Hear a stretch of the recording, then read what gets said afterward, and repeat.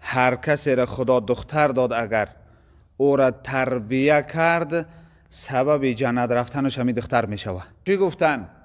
دختر بسیار بها دادن یا پسره؟ امروز ما به پسرامون می نازیم اما دختردار شویم غمگین می شویم. به نصیب روزی می گردانه. برادر عزیز، ماها در تربیه دختر جنت صاحب میشیم. در هیچ روایت نگفته است که کسی بچه تربیه کنه با بچه بنازه او صاحب جنت می شود. اعوذ بالله من الشیطان الرجیم. بسم الله الرحمن الرحیم. الحمد لله رب العالمین والصلاة والسلام على اشرف الانبیاء والمرسلین و علی آله و اصحابه اجمعین. اما بعد، السلام علیکم و رحمت الله و برکاته. مهمانای بسیار عالی قدر، برادرای بسیار مهربان و بندگان خوب خدا، خدای مهربان آن چیزی را که علما برای ما و شما گوشرس کردن الحال پروردگار توفیق عمل برای ما نصیب روزی گردانه و هر چیزی که شنیدیم خدای مهربان برای ما توفیق نصیب گرداند که به خاندانمان برده برسانیم آنی که الحال ای علما اطراف تربیه فرزند ما و شما شنیدیم. مجلس هم که مجلس بسیار نیک است. علما اطراف نعمت فرزند صحبت کردن. عزیزای خدا می گفتن مشو غمگین اگر دختر بزادی که از دختر بود پیوسته شادی. بسا دختر که صاحب تاج گردد به نزدش 100 پسر محتاج گردد. دوستان عزیز، دختر بسیار یک نعمت خوبه. در روایات زیاد آمده است که هر کسی را خدا دختر داد اگر او را تربیه کرد سبب جنت رفتنش همین دختر می شود. ماها امروز متاسفانه همون خصلت پیشی که در مردم جاهلیت بود در بعض مردم امروز هست که دختردار شوه بسیار غمگین می شوه، دختردار شوه بسیار ضیق می شوه، در حالتی که رسول اکرم صلی الله علیه و سلم دختر چقدر در حدیث تعریف کردن. در حدیث صحیح آمده است، در سنن ترمذی بر روایت صحیح حضرت روایت میکند که پیغمبر صلی الله علیه و سلم فرمودن، حالی گوش کنید برادر عزیز، که پیغمبر خدا چی گفتن؟ دختر بسیار بها دادن یا پسره؟ امروز ما به پسرامون می نازیم اما دختردار شویم غمگین می شویم. پیغمبر صلی الله علیه و سلم گفتن من کان له 3 بنات یؤویهن و یرحمهن و یکلفهن و یزوجهن فقد وجبت له الجنه. البته پیغمبر صلی الله علیه و سلم گفتن الله مهربان به کسی از انسانها 3 دختر داد. 3 دختر برادر عزیز. خب اونها را خوب صاحبی کرد، یؤویهن بسیار اونها را سرپرستی خوب کرد، و یرحمهن به اونها مهربانی کرد، پدر بسیار مهربان بود، و یکفلهن اونها را کفیل بسیار خوب شد، و یزوجهن پیغمبر صلی الله علیه و سلم گفتن اونها را به شوهر برآورد. یک آدمی خوب، یک آدمی نیک خواب انتخاب کرد و آنها را همچو هدیه برای او جوان پسر مسلمان هدیه کرد. تربیه خوبشان کرد، خواب اخلاق خوب آموزاند، حیا و عفتشان خوب آموزاند، زنهای مادرهای خوب تربیهشان کرد و به یک جوان هدیه کرد. و یزوجهن در روایت آمده پیغمبر صلی الله علیه و سلم گفت تا هنگام ازدواج و آنها را ازدواج کرد. در نکاح یک مسلمان آنها را عقد نکاح کرد. مکافاتش چیه؟ پیغمبر صلی الله علیه و سلم گفتن فقط وجبت له الجنه. البته پیغمبر صلی الله علیه و سلم گفتن برای او واجب می شود داخل شدن جنت. جنت در آمدن او واجب می شود.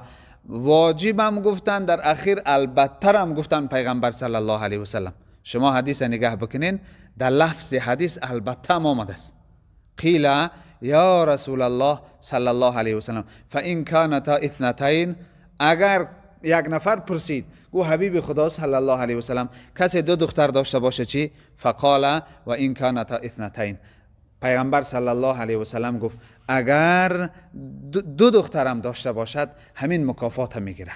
راوی میگه که اگر ماها همین امید داشتیم که اگر کسی پیغمبر صلی الله علیه و سلم میپرسید که خب اگر یک نفر داشته باشه، یک دختر داشته باشه چی؟ هر آینه پیغمبر صلی الله علیه و سلم میگفت کسی یک دخترم داشته باشه، اگر همین گونه تربیت بکنه، با حیا و با عفت او را تربیت بکنه، اون خب این مکافات را که خدا و رسول وعده کردن صاحب می شود. برادر عزیز، فقط به دختردار شدن خب غمگین نشین، یا به پسردار شدن یا که فقط آرزوی پسر نداشته باشیم. ماها دعا کنیم که خدای مهربان نیک شه، صالح شه، خدا ترس شه برای ما و شما نصیب کنه. و فرزند باید تربیت داشته باشیم. ده خب ترغیب و ترهیب به روایت صحیح آمده است، به سند صحیح آمده است. از ابو سعید خدری رضی الله عنه روایت میکنه که پیغمبر صلی الله علیه و سلم برای تربیه زنها، نه تنها دخترها، برای تربیه زنها ما را ترغیب کردن. زنها را چقدر امروز ما به تربیه ماندیم، چقدر زنهای مسلمان به حیا شدن، چقدر خواهرها و مادرها و دخترهای ما و شما به حیا و به عفت شدن.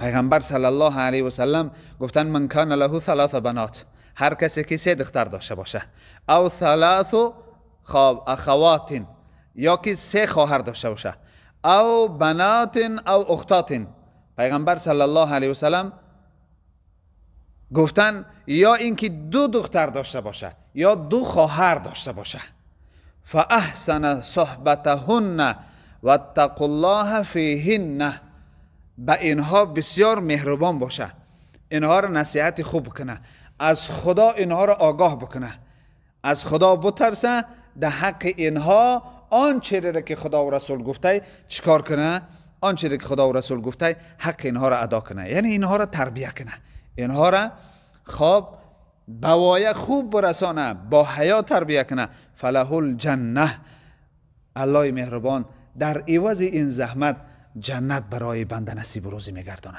برادر عزیز، ماها در تربیه دختر جنت صاحب میشیم.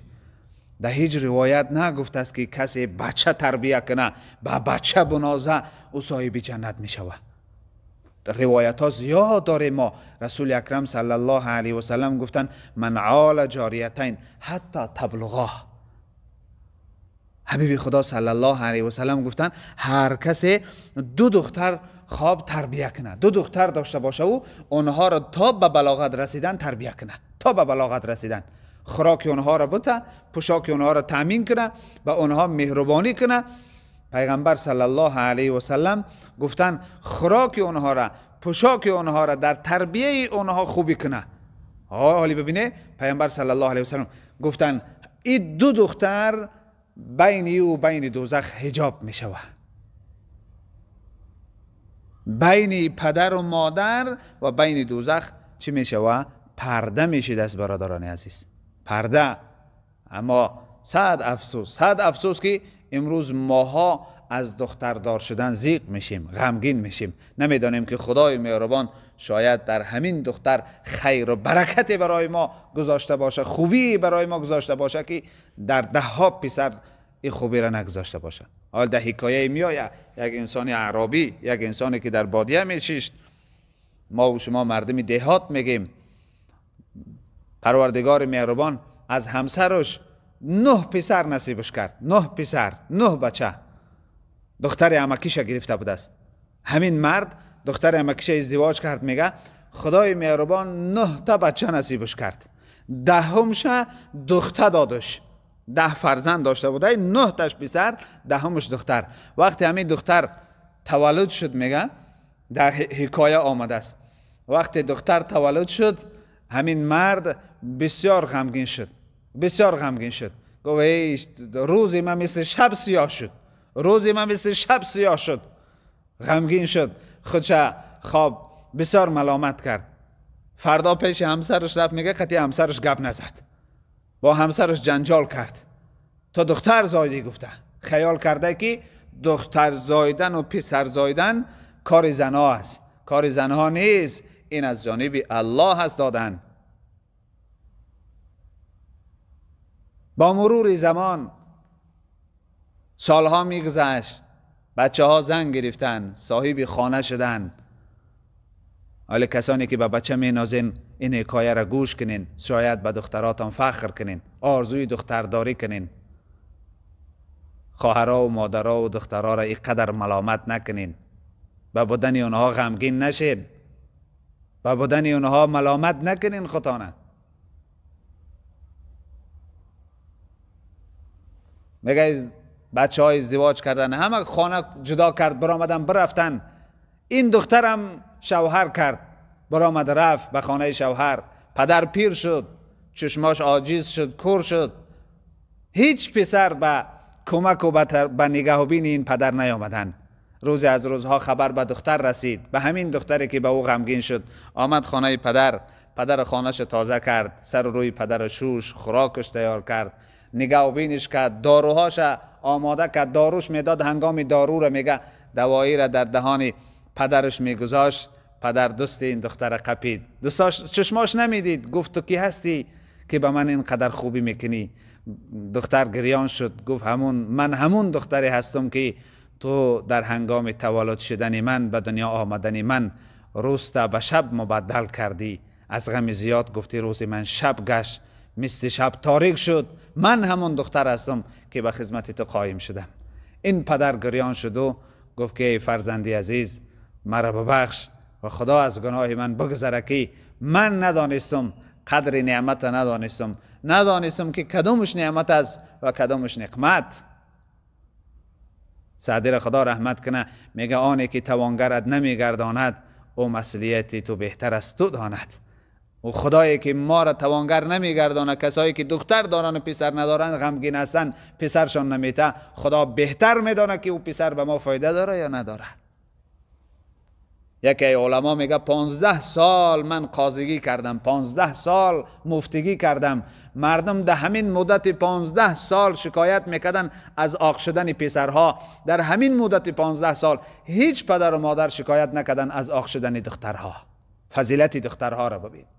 هیچ بار میگه در همین مدت 15 سال کسی شکایت نکرد از عاق شدن دخترها و از رنج دادن دخترها به نسبت پدر و مادر. هر چی شکایت میشد از پسرها میشد. به خاطر برادران عزیز، من سخن طولانی نمی کنم، سخن دراز نمی کنم در حضور علما و بزرگایی که در اینجا هستند. فقط خواهش من از همه شما همین است که به آنی که خدا داد به او غمگین نشین. قدر دخترها را بدانین، دخترها را تربیت کنین، خوب تربیت کنین. جامعه ما امروز نیاز داره به دخترای تربیت شده، به مادرای تربیت شده. جامعه‌ای که مادرای صالحه داره، جامعه‌ای که مادرای پاک دامن داره، جامعه‌ای که مادرهای داره که حیا و عفت دارن و مادرای پوشاکدار داره، جامعه‌ای که مادرش پوشاک داشته باشه، مادرش رویمال داشته باشه، حیا داشته باشه، عفت داشته باشه، او جامعه فرزندای خوب حتما صاحب می شود.